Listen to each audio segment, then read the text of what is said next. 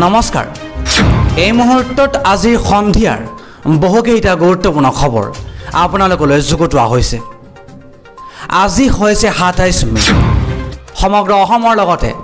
ভাৰতৰ বিভিন্ন প্ৰান্তৰ পৰা এনে ধৰণৰ খবৰসমূহ নিতৌ চাবৰ বাবে আমাৰ চেনেলটোক সাবস্ক্ৰাইব কৰি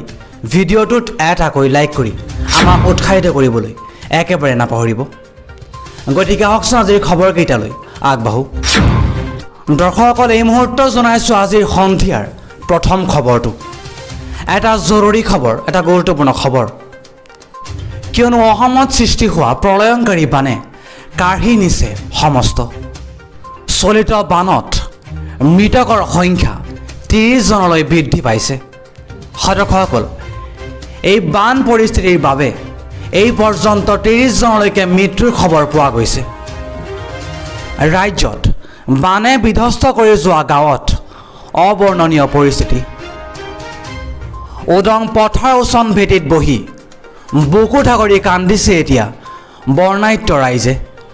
বৃহস্পতিবাৰে পুনৰ দুজন লোক বানৰ পানীত পৰি অকাল মৃত্যুক সাৱটিবলগীয়া হৈছে আৰু এই পৰ্যন্ত মৃতকৰ সংখ্যা হৈছেগৈ ৩০ জন দৰ্শকসকল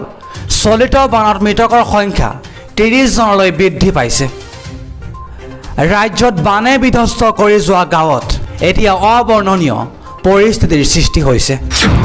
আজি আমাৰ ২ নম্বৰ খবৰটো এক জৰুৰী খবৰ এটা গুৰুত্বপূৰ্ণ খবৰ দৰ্শকসকল মছজিদত নামাজ পঢ়ি থকা অৱস্থাতে ভয়ংকৰ বিস্ফোৰণৰ ঘটনা সংঘটিত হৈছে নামাজ পঢ়ি থকাৰ অৱস্থাতে ভয়ংকৰ বিস্ফোৰণৰ ফলত ১৪ জন লোকৰ মৃত্যুৰ খবৰ পোৱা গৈছে মাজাৰী শ্বৰীফ মছজিদত নামাজ পঢ়ি থকাৰ অৱস্থাতে ভয়ংকৰ বিস্ফোৰণৰ ঘটনা সংঘটিত হৈছে আৰু এই ভয়ংকৰ বিস্ফোৰণৰ ফলত ১৪ জন লোকৰ নিহতৰ খবৰ পোৱা গৈছে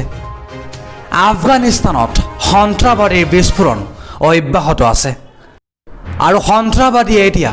আক্ৰমণৰ লক্ষ্য কৰি লৈছে মছজিদ মাজাৰী শ্বৰীফ নামৰ মছজিদত নামাজ পঢ়ি থকা অৱস্থাতে ভয়ংকৰ বিস্ফোৰণৰ ঘটনা সংঘটিত কৰিছে সন্ত্ৰাসবাদী দলটোৱে আৰু যাৰ ফলত ১৪ জন লোকে অকাল মৃত্যুক সাৱটিবলগীয়া হৈছে এই বিস্ফোৰণৰ ফলতে এই মুহূৰ্তত জনাইছোঁ আজিৰ সন্ধিয়াৰ সবাতোকৈ গুৰুত্বপূৰ্ণ খবৰ এটা বিগ ব্ৰেকিং নিউজ কিয়নো গুৱাহাটীত বন্ধ হ'ল গোলপীয়া বাছ দৰ্শকসকল এতিয়াৰে পৰা গুৱাহাটীত চলাচল বন্ধ কৰা হৈছে গোলপীয়া বাছৰ গুৱাহাটীত বন্ধ হ'ল গোলপীয়া ASTC বাছ ২১খন গোলপীয়া বাছৰ চলাচল বন্ধ কৰা হৈছে মহানগৰীত ভ্ৰমণ সাৰথী নামৰ আঁচনিৰ অন্তৰ্ভুক্ত আছিল এই বাছসমূহ আৰু সেই বাছসমূহৰ ২১খনকৈ বাছৰ চলাচল এতিয়া বন্ধ কৰা হৈছে মহানগৰীত ২০২১ চনত আৰম্ভ কৰা হৈছিল এই বিনামূলীয়া গোলপীয়া বাছৰ সেৱা মহিলা জ্যেষ্ঠ নাগৰিকৰ বাবে ASTCয়ে চলাইছিল এই বাছসমূহ যাত্ৰীয়ে ব্যৱহাৰ নকৰাৰ বাবেই ২১খনকৈ বাছ প্ৰত্যাহাৰৰ সিদ্ধান্ত গ্ৰহণ কৰিছে ASTCয়ে এতিয়াৰে পৰা কেৱল ৪খন গোলপীয়া বাছ চলিব মহানগৰীত আৰু ২১খনকৈ বাছৰ চলাচল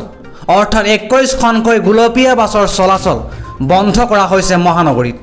এই ৪খন বাছ এতিয়া খানাপাৰাৰ পৰা জালুকবাৰীলৈ আৰু বুন্দাৰ পৰা জালুকবাৰীলৈ চলিব